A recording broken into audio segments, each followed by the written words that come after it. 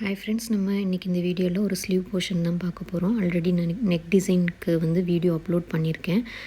டிஸ்கிரிப்ஷனில் லிங்க் இருக்கும், பார்க்காதவங்க பாருங்கள். ஃபஸ்ட்டு இதோட வித்து பார்த்திங்கன்னா, இந்த ஸ்லீவோட வித்து பார்த்திங்கன்னா 10 இன்ச்சஸ் அண்டு ஹைட்டு 8 இன்ச்சஸ்.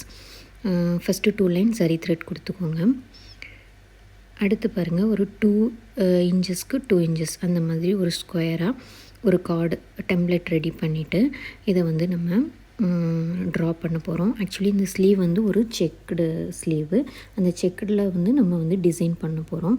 அதை நம்ம ட்ரேஸ் பண்ணாமல் எவ்வளோ சிம்பிளாக பண்ண போகிறோங்கிறத தான் நான் இந்த வீடியோவில் காட்டியிருக்கேன் பாருங்கள். ஜஸ்ட் இந்த கார்டை மட்டும் ரெடி பண்ணால் போதும். கார்டோட சென்டர் அண்டு ப்ளவுஸ் ஸ்லீவோட சென்டர் கரெக்டாக வச்சு இந்த மாதிரி முதல்ல ஒரு பாக்ஸ் ரெடி பண்ணிக்கோங்க. இது ரொம்ப சிம்பிள். பிகினர்ஸ் கூட இந்த செக்குடை நல்லா ப்ளவுஸ் எல்லாம் நல்லா பண்ணலாம்.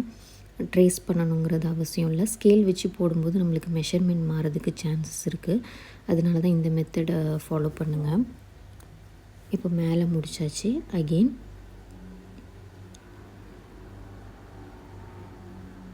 மேலே உள்ள போர்ஷனையும் முடிச்சிடலாம். இது நம்மளோட சாய்ஸ் தான். நம்ம லெஃப்ட் சைடு முடித்து அந்த மாதிரி எடுத்துகிட்டு போகலாம். உங்களுக்கு எப்படி கன்வீனியண்ட்டாக இருக்கோ அதே மாதிரி ட்ரா பண்ணிக்கோங்க. இப்போ சென்டர் போர்ஷன் நம்ம முடித்ததுனால இப்போ லெஃப்ட் அண்ட் ரைட் நம்ம ஈஸியாக ட்ரா பண்ணிடலாம். அடுத்து பாருங்கள், அடுத்த பாக்ஸு அது எங்கே எண்ட் ஆகுதோ அந்த இடத்துல வச்சு நம்ம திரும்ப ஒரு பாக்ஸ் வரைஞ்சிக்கலாம்.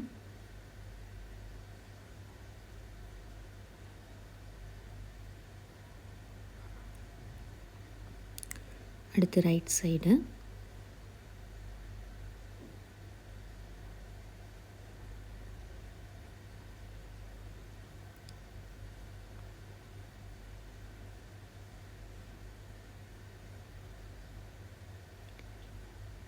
நம்ம பேலன்ஸ் பகுதியும் நம்ம இதே மாதிரி டெம்ப்ளேட் யூஸ் பண்ணி நம்ம முடிச்சிடலாம். இது ரொம்ப ஈஸியான மெத்தட். இல்லைன்னா நம்ம மெஷர்மெண்ட் எடுத்து தனியாக ட்ரேஸ் பண்ணி அடுத்து ப்ளவுஸில் நம்ம அதை மாற்றி அது ரொம்ப கஷ்டமாக இருக்கும். இது பாருங்கள், ஃபைனலாக முடிச்சுட்டு நான் காட்டுறேன் பாருங்கள். ரொம்ப ஈஸியாகவே அழகாக ஒரு செக்குடு கிடச்சிரும் நம்மளுக்கு. அடுத்து டிசைன் பண்ணுறது தான் நம்மளுக்கு ஒர்க்கு.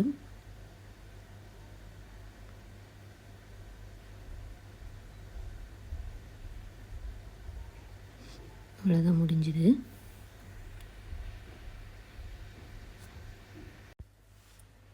அடுத்து பாருங்கள், நான் லக்ஷ்மி பெண்டண்ட்டை அட்டாச் பண்ண போகிறேன். நல்லா சென்டராக பார்த்து மார்க் பண்ணி எடுத்துக்கோங்க. சென்டருக்கு ஒரு 2 பாயிண்ட் மேலே பெண்டண்ட்டை நல்லா டைட்டாக பிடிச்சிட்டு நம்ம நார்மல் நீடில் அண்ட் த்ரெட்டில் ஸ்டிச்சஸ் கொடுங்க. ஃபஸ்ட்டு எப்போவுமே ஹெட் போர்ஷனை ஸ்டிச்சஸ் கொடுத்து முடிச்சிடலாம். அப்போ தான் அது மூவ் ஆகாமல் இருக்கும். கரெக்டாக சென்டர் பார்த்து கொடுக்கணும். இல்லைன்னா நம்மளுக்கு ஃபினிஷிங் பார்த்திங்கன்னா நல்லா இருக்காது. அதனால தான் நான் அதில் ட்ரா பண்ணி பெண்டண்ட்டை நல்லா டைட்டாக பிடிச்சிட்டு நம்ம ஸ்டிச்சஸ் கொடுக்கணும். இப்போ மேலே கொடுத்துட்டு சைடில் 2 ஸ்டிச்சஸ், அந்த ஹூக் இருக்கு இல்லையா, வளையம், அதில் நம்ம நல்ல ஸ்டிச்சஸ் கொடுத்துடலாம்.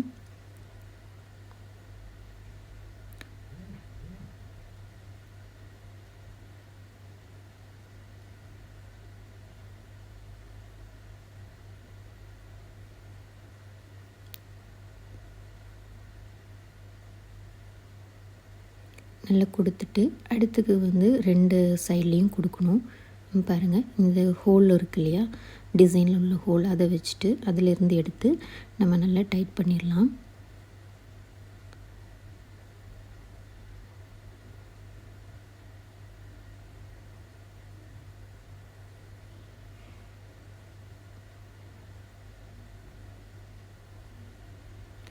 அடுத்து லெஃப்ட் சைடு இப்போ ஓரளவுக்கு நல்லா டைட்டாக இருக்கும். ஷேப் மாறாது நம்ம கையெடுத்தால் கூட.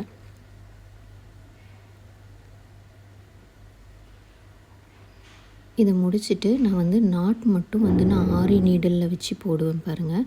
ஏன்னா இந்த நீடலில் நம்ம கொடுத்தோன்னா நாட் போட்டோன்னா லூஸ் ஆகிறதுக்கு சான்சஸ் இருக்குது. நான் அதனால் எப்போவுமே normal thread and needle use பண்ணாலும் நாட் மட்டும் என் நாட் மட்டும் எப்போவுமே ஆரி நீடலில் தான் பண்ணுவேன்.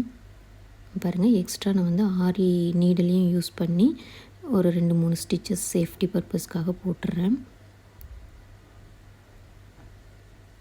அவ்வளோதான். நீங்கள் என்ன தான் அசைச்சு பார்த்தாலும் இப்போ பெண்டன்ட் மூவே ஆகாது, அந்தளவுக்கு டைட்டாக ஃபிக்ஸ் ஆயிடுச்சு.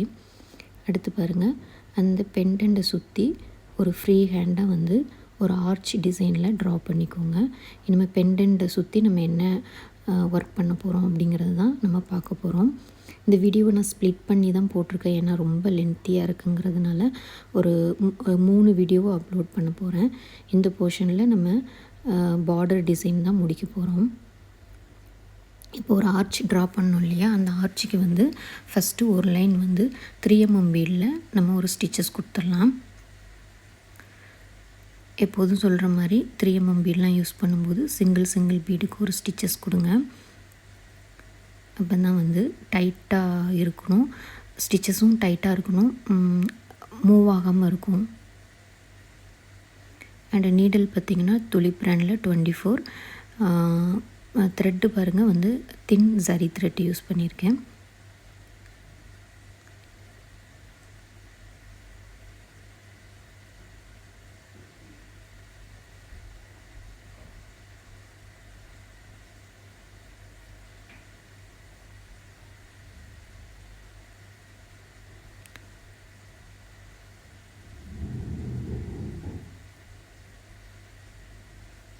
இதை அப்படியே கொடுத்து முடிச்சுட்டு பார்க்கலாம் அடுத்து என்ன பண்ணலான்னு. பாருங்கள், ஒரு லைன் கொடுத்துட்டேன். அதிலேருந்து கொஞ்சம் டிஸ்டன்ஸில் ஒரு 2வது லைன் வந்து ஃப்ரீ ஹேண்டாக ட்ரா பண்ணிக்கோங்க. நடுவில் வந்து நம்ம சர்தோசியில் வந்து ஃபில்லிங் லோடிங் கொடுக்க போகிறோம். அதுக்கு அவுட்லைனில் நம்ம அகெயின் ஒரு 3mm பீடில் ஒரு ஸ்டிச்சஸ் கொடுக்கணும். ஸோ அதுக்காக தான் ட்ரா பண்ணியிருக்கேன்.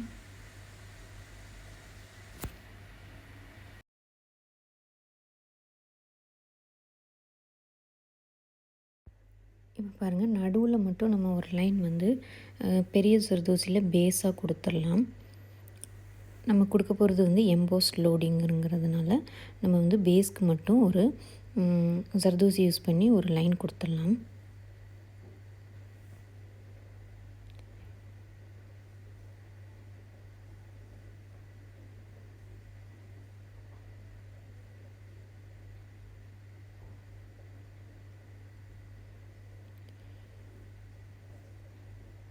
இதே மாதிரி கொடுத்து முடிச்சுட்டு அடுத்து ஒரு லைன் வந்து நம்ம 3mm பீடில் கொடுத்து முடிச்சிடலாம். இப்போ நடுவில் நம்ம லோடிங் கொடுக்கறதுக்கு ஈஸியாக இருக்கும். அடுத்து நம்ம சொன்ன மாதிரியே 3mm பீடில் வந்து ஒரு லைன் கொடுத்து ஸ்டிச் பண்ணி முடிச்சிடலாம்.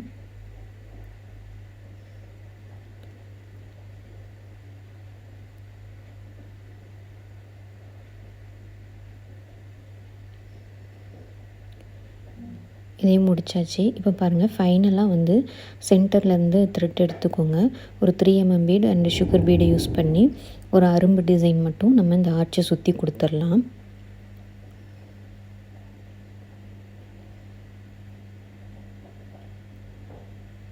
ஃபஸ்ட்டு சென்டர்லேருந்து ஸ்டார்ட் பண்ணி லெஃப்ட் சைடு முடிச்சுட்டு அடுத்து ரைட் சைடு இந்த மாதிரி முடிச்சிங்கன்னா நீட்டாக வரும் ஃபினிஷிங்.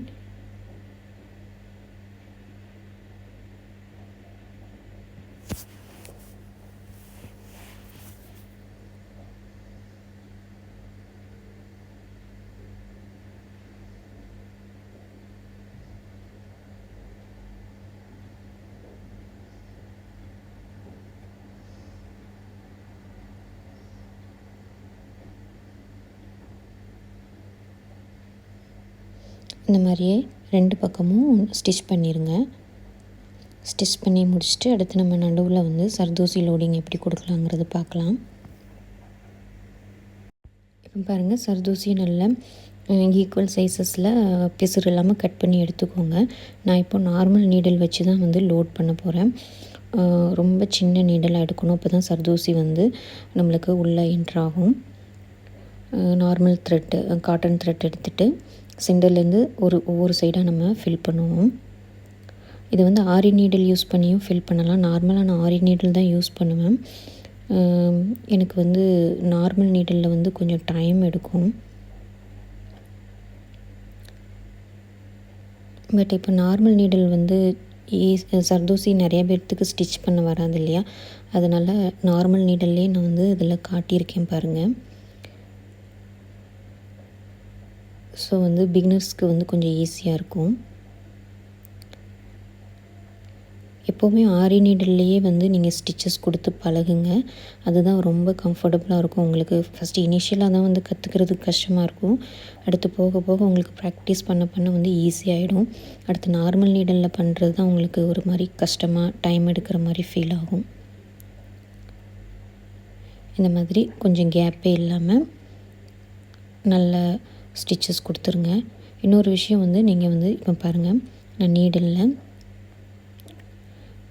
நீடலில் வெளியே எடுத்துக்கோங்க. ஃபஸ்ட்டு அடியிலேருந்து எடுத்துட்டு சர்தூசியை நம்ம நீடலில் போட்டுட்டு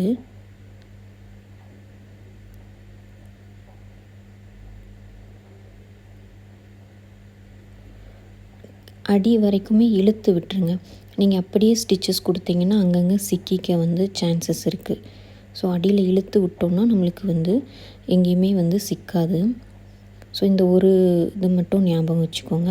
சர்தூசியை போட்டு அடியில் நல்லா இழுத்து வச்சுட்டு அதுக்கப்புறம் ஸ்டிச்சஸ் கொடுங்க. சப்போஸ் நம்மளுக்கு அதில் பிசுறு இருந்து நூலில் இழுத்ததுனால கூட அந்த சர்தூசியை நம்ம அப்போ எடுத்துக்கலாம். பட் நீடில் வந்து நீங்கள் தைச்சிட்டிங்க அப்படின்னா எல்லாத்தையுமே கலட்டுற மாதிரி ஆகிடும். ஸோ அதை மட்டும் கேர்ஃபுல்லாக பார்த்துக்கோங்க. பாருங்கள், போட்டுட்டு கடைசி வரைக்குமே இழுத்து விட்டுட்டு தென் நீடில் பஞ்ச் பண்ணுங்கள். இதே மாதிரி எல்லாத்தையும் கொடுத்து முடிச்சிடலாம். பாருங்கள், நான் வந்து லோடிங் கொடுத்து முடிச்சிட்டேன். அடுத்து வந்து அந்த அடியில் இருக்க எம்டி ஸ்பேஸில் வந்து ஒரு 4 mm பீட் அண்டு சுகர் பீடை யூஸ் பண்ணி நான் ஒரு ஸ்டிச்சஸ் கொடுக்க பாருங்கள். நார்மல் நீடில் தான். இப்படி போட்டுட்டு அந்த ஒரு சுகர் பீடை மட்டும் எடுத்து விட்டுட்டு பெரிய 4 mm பீடுக்குள்ளே அகைன் நீடில் விட்டு நீங்கள் ஸ்டிச்சஸ் கொடுத்தீங்கன்னா இந்த மாதிரி ஒரு எம்போஸ்டாக வந்து ஸ்டிச்சஸ் கிடைக்கும். நல்லா பாருங்கள். ஃபஸ்ட்டு வந்து பெரிய பீடு, அப்புறம் ஒரு சுகர் பீடு எடுக்கணும்.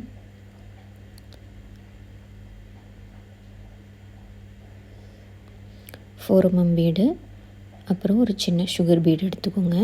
எடுத்துகிட்டு அடியில் இழுத்து விட்டுருங்க. இழுத்து விட்டு அந்த சுகர் பீடை மட்டும் விட்டுட்டு 4 mm பீடுக்குள்ளே அகெயின் பஞ்ச் பண்ணிடுங்க.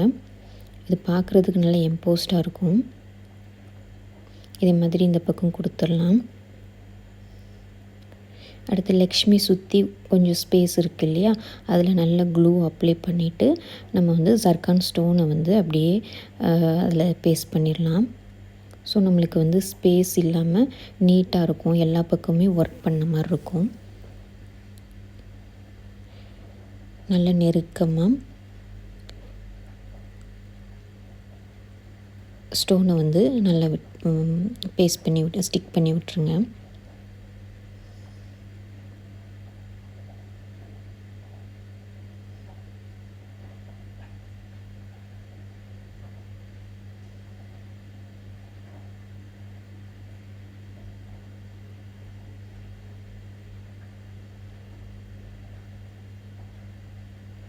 நான் எப்படி கொடுக்குறேன்னு கொஞ்சம் பாருங்கள். ஸோ இதுக்கு வந்து நம்ம ஒரு ரெகுலர் பேட்டர்ன் அப்படிலாம் எதுவுமே கிடையாது. எங்கெங்கே ஸ்பேஸ் இருக்கோ அங்கே வந்து நம்ம ஸ்டோனை வந்து அப்படியே அப்ளை பண்ணுறோம், அவ்வளோதான்.